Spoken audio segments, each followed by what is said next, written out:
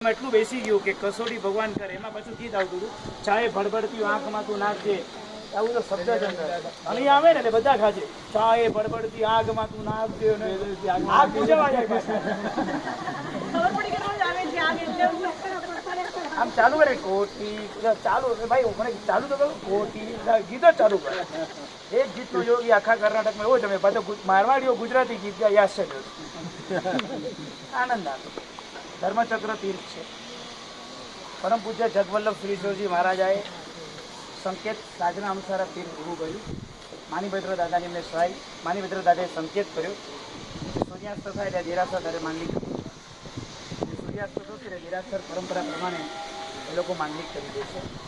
Time પર છીએ આપણે બધું, મુંબઈ ટાઈમ પર નથી પહોંચવું ને, 11 વાગ્યાનો બસ આટલો ટાઈમ હવે અમારી સાથે દુઃખદ ઘટના એને છૂટા પડવાની વિદાયની વેળા આવી ગઈ. બહુ આનંદ આવ્યો. પ્રભુની ભક્તિ યોગમાં આજે વણીમાં જે આનંદ થયો છે, ગાંડો આનંદ. પાછો આવો યોગ પ્રભુ આપણને કરાવે. આપણી પાસે સમય હજુ 1 કલાકનો, પણ વણીની અંદર મજા હતી. પેન ડ્રાઈવ લઈ લીધી, ખબર છે. સમર્પણ કરવામાં સમર્પણ મારું પેન ડ્રાઈવ બાકી રહી ગયા છે. ભૂલી નથી ગયા, તમે માંગી આપી દો અમને. આપણે બધા ક્યાં નાખશે ને ભગવાન ગીતો સાંભળશે ને ભક્તિઓ કરશે. ખૂબ આનંદ.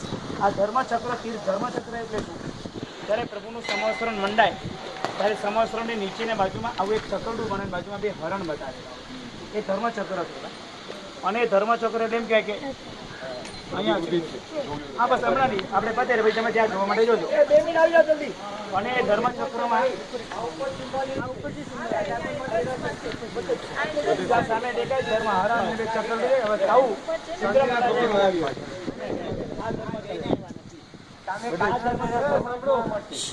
દાદાના પાછળ ધર્મચક્ર ડાયમંડ નું છે, રત્ન મંડિત દેરાસર કહેવાય, કાચનું દેરાસર. હા, આ ધર્મચક્રથી જે વચ્ચે ચક્રડું છે ને, ચક્રડું ઇન્દ્ર મહારાજ આ ચક્રને બતાવીને ફેરવે છે અને સંવત્સરનો સંકેત મૂકે છે. ઇન્દ્ર મહારાજ 2 કામ કરે. સંવત્સરની મારી મહેન્દ્ર ધ્વજ ફરકાવે, જેમ આપણે રથયાત્રામાં ઇન્દ્રધ્વજ ચાલતો હોય છે, આ મહેન્દ્ર ધ્વજ ઇન્દ્રએ એક આંગળી ઉપર કરી છે અને એમ કે છે આ એક ધર્મ છે, આ એક ધર્મ છે. આમ બતાવે આ એક ઇન્દ્રધ્વજ ચાલે, આ એક ધર્મ છે, નામ શિરોલેખ.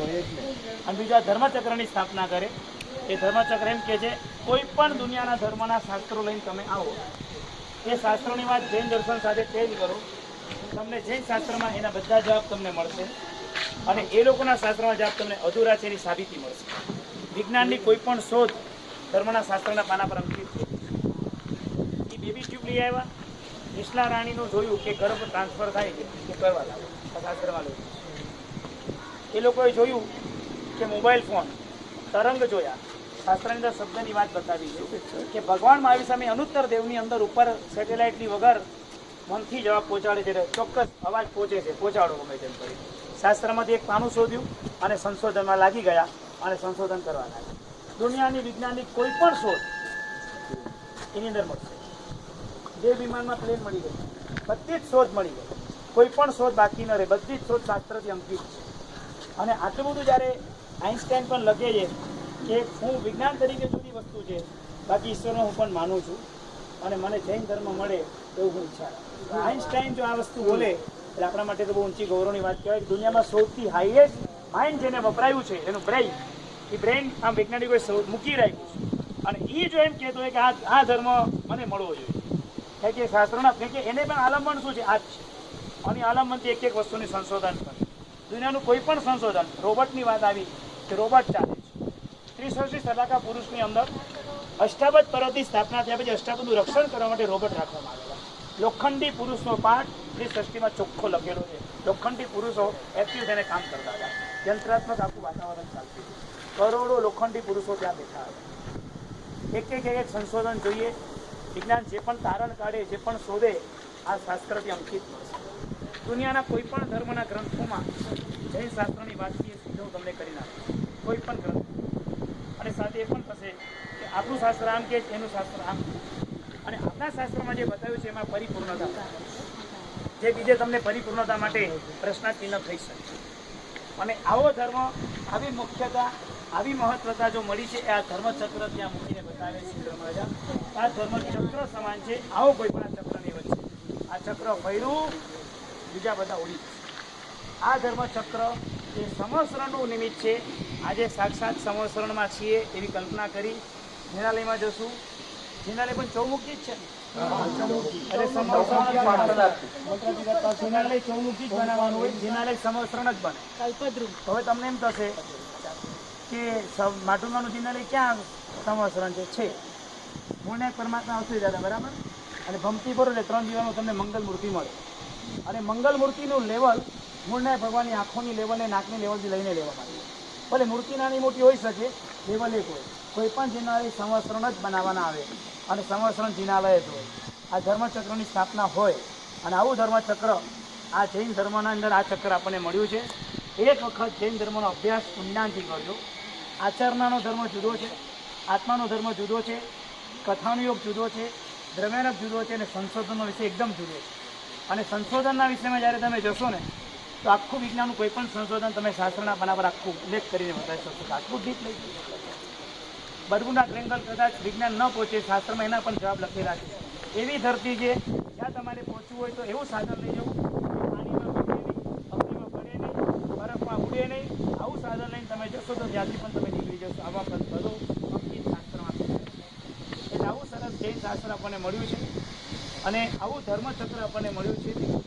પણ એક જ વસ્તુ કે ધર્મનો અભ્યાસ પૂરો કરજો અને પરફેક્ટ વ્યક્તિ પાસે કરજો. આ બે વસ્તુ ન હોય તો લોચો થશે. મને કેથલિક એક વ્યક્તિ મળેલો, કેથલિક. એને કેથલિકમાં 12 વર્ષની સાધના કરી અને પછી દીક્ષા છોડી દીધેલી. એટલે બધા ધર્મોનો અભ્યાસ કરેલો અને એ વ્યક્તિએ મને પ્રશ્ન પૂછેલો. મને કે વૈષ્ણવ ધર્મ તો કૃષ્ણથી એમ માને છે કે કૃષ્ણએ ભગવાન બનાવી, દુનિયા બનાવી, એ બધું ડરીને અને ભયથી ફળફ્રૂટ બધું ચડાવે. તમે જૈનો ફળફ્રૂટ કેમ ભગવાનને ચડાવો? તમારામાં જૈનમાં કેમ લખ્યું છે પરમાણુમાંથી જૈનુક બન્યો, જૈનુકમાંથી ત્રેણુક બન્યો, ભગવાને તો દુનિયા બનાવી નથી, તો તમે ભગવાનને ફળને કેમ ચડાવો? મેં કીધું જૈન શાસ્ત્ર એટલું જ કે ભગવાને દુનિયા બનાવી નથી, ભગવાને દુનિયા બતાવી છે. અને અમારો શાસ્ત્રકાર ભગવંતો જે બતાવે ને એને બહુ મહાન સમજણ પડે. બનાવવું એ કોઈ વ્યક્તિનું કાળ હોય, કોઈ પૂતગલનું પણ નિમિત્ત હોય, એને બતાવવું એ બહુ મહત્વનો પાઠ છે. અને આ ધર્મગુરુઓ, આ પ્રભુ આપણને વિશ્વની, જગતની, આત્માની ઓળખ કરાવે અને ઓળખના કારણસર આપણે એકદમ સ્થિર થઈને આ ધર્મ સાથે કનેક્ટ થાય. સમજાય બરાબર? તો આપણે એ પરમાત્માને મળવા જઈએ છીએ જેને આપણને જગત બતાવ્યું છે, આત્મા બતાવ્યો છે, દુનિયા બતાવી છે, સિદ્ધિ બતાવી છે, ભાવના બતાવી છે, આપણી પવિત્રતા બતાવી છે અને એ પ્રભુને આપણે મળવા માટે જઈએ છીએ. દેવ અને ગુરુ બે તત્વોનું આજે કનેક્શન બહુ સરસ રહ્યું છે. આજે તો કોઈને રમવાય નથી મળ્યું, કોઈને આરામે નથી મળ્યો. ગઈકાલે બધા 1.5 કલાક સુઈ ગયા હતા, આજે કોઈ સૂતું નથી. ભગવાન સરસ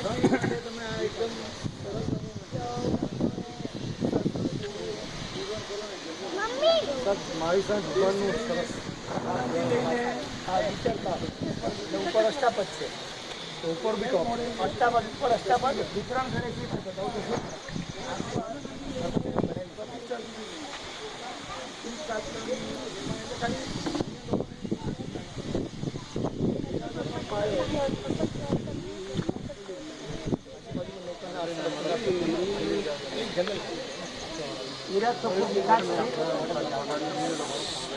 રાકેશભાઈ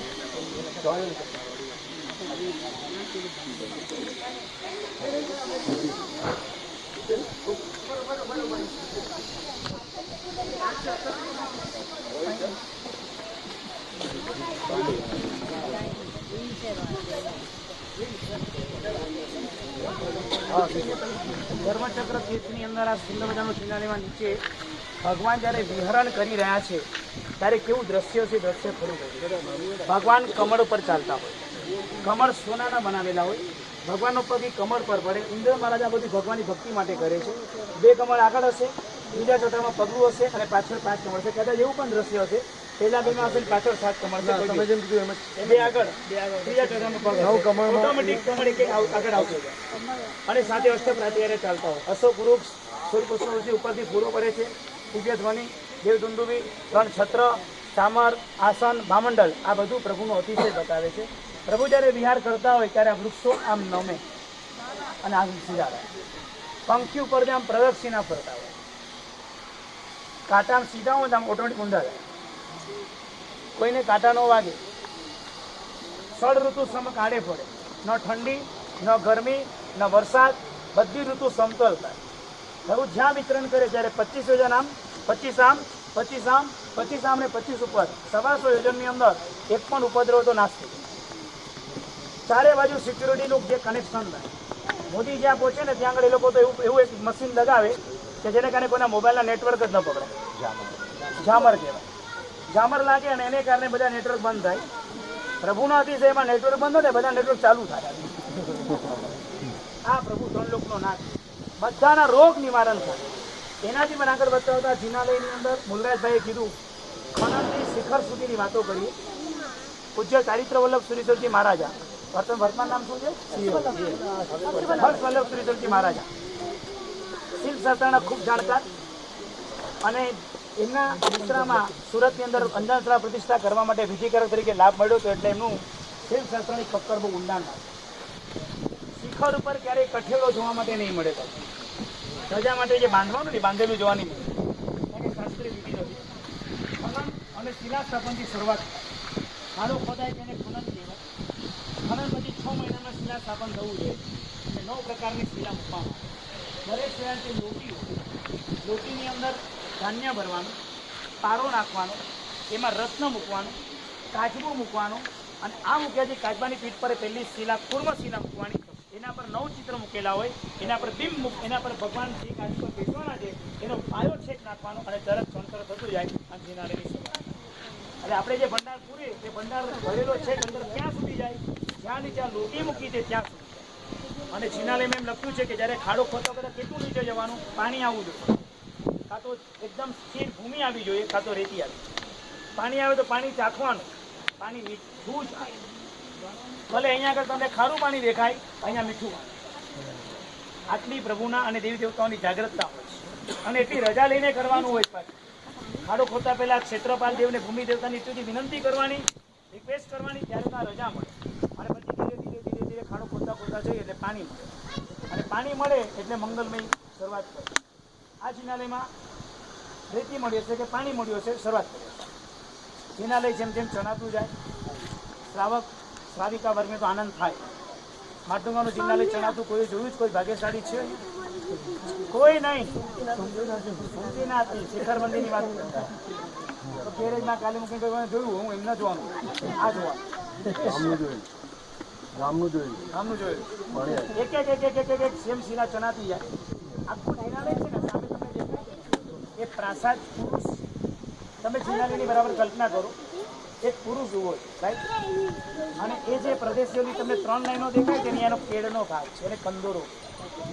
આ જિનાલય કદાચ માનો કે અંદર જતું જાય તો મંગલ મૂર્તિની નીચેની રેખાની નીચેની 3 રેખાઓ દેખાય છે ને, એમાં એક આટલો જાટો આમ 5 તમને દેખાય છે, એ કંદોરો છે. એ જો ધરતીમાં ગયો તો ન ચાલે. ભૂકંપો પણ થઈ શકે, દેશ પણ ડૂબી શકે. આ જિનાલયને ધ્યાન રાખવાનું કે એનો કંદોરો નીચે ન જાય. આ પ્રાસાદ પુરુષ અને એ પ્રાસાદ પુરુષ જિનાલય છે એમાં ઉપર જે કળશ છે એનું મસ્તક છે. નીચે જે ઉપર કળશની નીચે જે ગોળ પથ્થર દેખાય છે ને એનો કંઠ, એને આમળસાળે. શું કહેવાય? આમળસાળે. જે જ્યારે ઉપર ચડતો હોય ત્યારે આનંદ હોય, અને એના પર જ્યારે કળશ, એટલે કળશને ઈંડું કહેવાય. ઈંડું જ્યારે ચડતું હોય ત્યારે એની અંદરની વિધિ કોઈ માર્કેટ પણ હોય, માત્ર એટલા વિધિકારક જ કરે. એ વિધિ કરતી વખતે જોવાનું નહીં એવું વિધાન. એની અંદર ઘીની રોટી મૂકવામાં આવેલી હોય, ઘણા ચાંદી મૂકવામાં આવેલા હોય, અને સાથે દીવો કરવામાં આવ્યો અને શ્રીફળ મૂકવામાં આવ્યો. એ દીવો ચાલુ હોય અને એના પર ઈંડું મૂકાય. અને આપણા એમપીની અંદર 150 વર્ષ પછી જ્યારે શિખરને દેરાસર ઉદ્ધાર માટે ઉપાડ્યું ત્યારે દીવો અંદરથી જાગતો બહાર આવ્યો. આ જિનાલયમાં ઉપર આ કળશ ચડ્યો ને એમાં દીવો થયો એટલે આ પ્રાસાદની જવાબદારી ઇન્દ્ર મહારાજ હતો તે કનેક્ટ. અંદર પલંગ હોય ચાંદીનો, અને એમાં ઇન્દ્ર ઇન્દ્રાણી સુતા હોય. અને ઇન્દ્ર ઇન્દ્રાણીને જવાબદારી સોંપી કે આ જિનાલયની જવાબદારી તમારી છે. હવે ગમે તેવું થાય આ જિનાલયને હવે કોઈ હાથ ન લગાવી શકે. કોઈ જેવ અહીંયા ફરકી પણ ન શકે. કાંક ઉપર ઇન્દ્ર સુતા. ઇન્દ્રને સુવા નહીં, મુખ્ય કલર. બાકીના કળશ છે એ માત્ર લોટી. હવે એ જે કળશ છે આખવા જે જિનાલય છે એમાં તમે જોશો તો બે બાજુ દરવાજા હોય અને એક આગળનો દરવાજો હોય, રાઈટ? આને શૃંગાર ચોકી કહે, આને શૃંગાર ચોકી કહે. એ એના બે હાથ અને આમ એના પગ અને જે એનો ગર્ભનો પાર્ટ, એનો પેટનો જે પાર્ટ છે જેને ગર્ભગૃહ કહેવાય, જેમાં ભગવાન પ્રતિષ્ઠા થાય. એટલે આખા એ પ્રાસાદ પુરુષની અંદર આ રચના અને એ ગરવારાની અંદર એક જ ભગવાન રાખવાનું વિધાન છે. ગરવારામાં વધારે પરમાત્મા ન હોય, એક જ પરમાત્મા અને એ ગર્ભગૃહમાં એક ભગવાન. તમે જોઈ લેજો જ્યાં બી ચૌમુખી જિનાલય હશે ને ત્યાં ઉદ્ધાર જબરદસ્ત. માટુંગા સહસ્ર વના પારસો.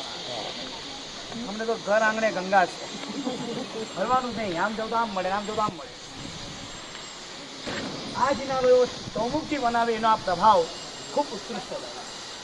સાથે ઉપર અષ્ટાપદ પણ બનાવવામાં આવ્યો છે, 68 દેવીઓ પણ બનાવવામાં આવેલી છે. એ વિધાનો છે. આ શિલ્પશાસ્ત્રની અંદર જે શિખર બનાવ્યું છે, આ શિખરો આજકાલના ફૂલપુરાઓ શાસ્ત્ર પ્રમાણે શિખર નથી બનાવ્યું. દરેક પરમાત્માના શિખરની વ્યવસ્થા છે. તમે પાલિતાણાનું શિખરને આજે ફોટો જોજો હવે વોટ્સઅપ પર, તો વોટ્સઅપ પર તો જોજો કે એ શિખરનો ઘાટ તમને જુદો દેખાશે. કારણ કે નંદીવર્ધન નામનું પ્રાસાદ, એ પ્રાસાદનું નામ શું છે? નંદીવર્ધન. અને રંગ મંડપનું નામ છે મેઘનાથ મંડપ, એનું નામ છે. એટલે નંદીવર્ધન પ્રાસાદમાં કોઈ પણ માણસ પહોંચશે ને એને નંદી આનંદની જ અનુભૂતિ થાય. ત્યાં કોઈ પણ વાચિંત્ર વાક્યનો મીઠો અવાજ જ નહીં કરશે. એ આખા અંદર રચના હોય છે. આ બધા પ્રાસાદ બન્યા છે. આ શિખર જોઈને અમને ખ્યાલ આવે, આ શાંતિનું પ્રાસાદ. કયો પ્રાસાદ છે? શાંતિનું, વિશ્વ શાંતિનો ઉપદેશ આપતો આ પ્રાસાદનું પ્રમાણ. એટલે આ જિનાલયનો પ્રાસાદની ઓરા જેટલા ક્ષેત્રમાં પહોંચે ત્યાં કોઈ દિવસ અશાંતિનું નિમિત્ત ન પડે. આ શાંતિનું પ્રાસાદની આટલી તાકાત. આ શાંતિનું પ્રાસાદ. ધજાદંડની પાટલી છે, એના પર 15 યંત્ર લખવામાં આવેલું હોય અને ધજા ફરકતી હોય. ધજાઓ ક્યારેય પણ જૂની થવી ન જોઈએ, ધજાઓ ક્યારેય સડી ન જવી જોઈએ, ધજાઓ જ્યારે વરસાદ વગેરેમાં કપાઈ જવી ન જોઈએ, ફાટવી ન જોઈએ. ધજા હંમેશા જિનાલયમાં નવી છે. સાંતાક્રુઝ સંઘમાં વર્ષમાં 2 ધજા ચડે, એક દશેરાએ ચડે અને એક સાલગીરી ચડે. માટુંગામાં સાથે તો વાસ્તે ગાસ્તે એક જ થાય. સાથે તો જીર્ણ થઈ ગયો કે એવું કંઈ કહીએ તો ચોક્કસ બધું દશેરાનો દિવસ પણ એ વાસ્તે ગાસ્તેનો હોય, એ ટ્રસ્ટીઓ પોતાની રીતે સંઘ ભેળો થાય તો એ થાય. પણ આ જિનાલયમાં આવી રીતે ધજાઓ નવી રાખવાની. જિનાલયો ક્યારેય જૂની ધજાવાળા ન હોય. કોહેલું, ફાટેલું, તૂટેલું અહીંયા કાંઈ જ નથી. અને ઉપર કઠેડો ક્યારેય બંધાય નહીં, કારણ કે ગળામાં ફાંસો કોઈ દિવસ ન હોય માટે કઠેડો બંધાતો નથી. નીચેથી ઉપર ધજા ફરકે, ધજા ખુલતી જાય ને રૂપિયાના રોકડા ઉડતા જાય, આવું વાતાવરણ નાનું હોય. સવાલ જ નથી. બહુ આનંદની વાત સાથે મર્સિડીઝમાં ગયો હમણાં. કઈ ગયા દીપેનભાઈ? ક્યાં ગયા દીપેનભાઈ? મર્સિડીઝ વિચાર છે એટલે મેં છોડી દીધું. મારે મર્સિડીઝ બોલો, બાકી આગળ નહીં બોલવાનું. ત્યાં બેઠા બેઠા ભગવાને મને આજે સવારે એમ વિચાર આપ્યો કે રોકડા રૂપિયાનું આપણે તો અર્પણ, કાલે રાતના અચાનક વિચાર આવ્યું આટલા રોકડા નીકળશે કે કેમ ડાઉટ, તો આખો થાળ ભરાઈ ગયો. ભગવાને તે બીજો સંકેત મોકલાયો છે કે વર્લ્ડમાં કન્ટ્રીઓ કેટલી? દરેક કન્ટ્રીનો એક કોઈન તું મને ન આપે. હજુ મેં આટલી રાત મૂકી, બેઠા હતા 48 કન્ટ્રીની, તો એ લોકોએ આપવાની તૈયારી બતાવી.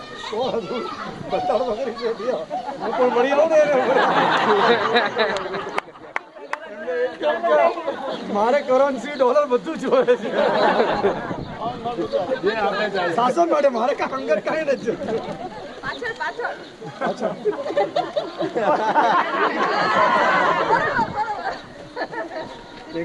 અને આનંદ થયો.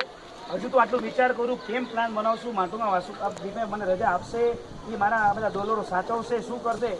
આટલી વાત કરું એમાં તો એક બેને કીધું રજા આવી રહી છે હમણાં કે 2 અઠવાડિયાનો ટાઈમ આપે. હવે આ કેટલું અમારે કામ કરવાનું.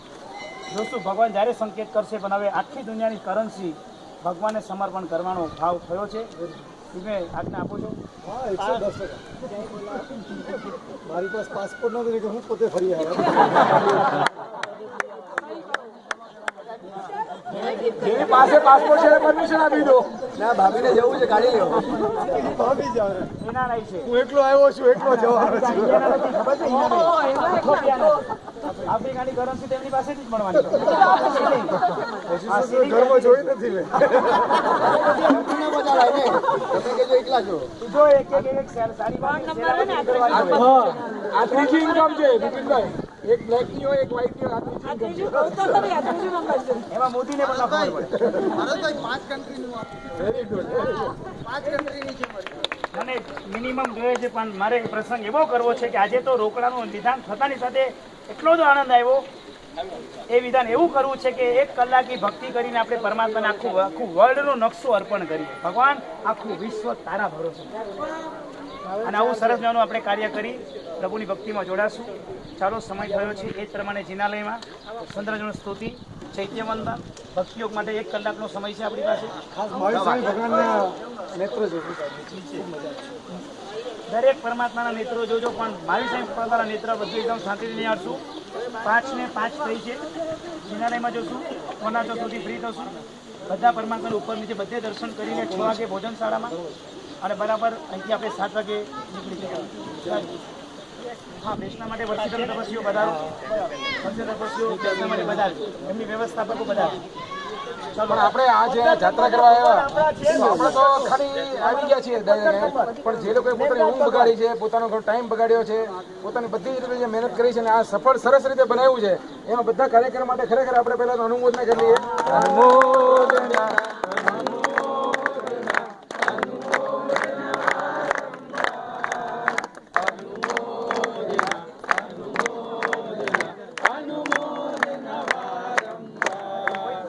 આપણને સફળ બનાવે અત્યારે આજે આ ચાલે રાખો. એક બીજી વાત નહીં, પાટા બદલાવો નહીં.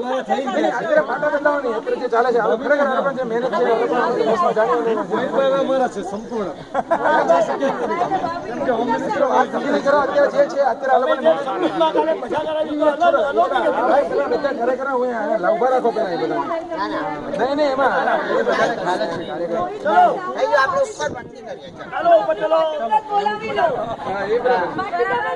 દાદા ને મુલુંડ બાપા વાસુ પૂછે દાદા છે. હા, એટલે વાંધો નહીં આવે, અહીંયા આવી જાવ તો. ચાલો બધા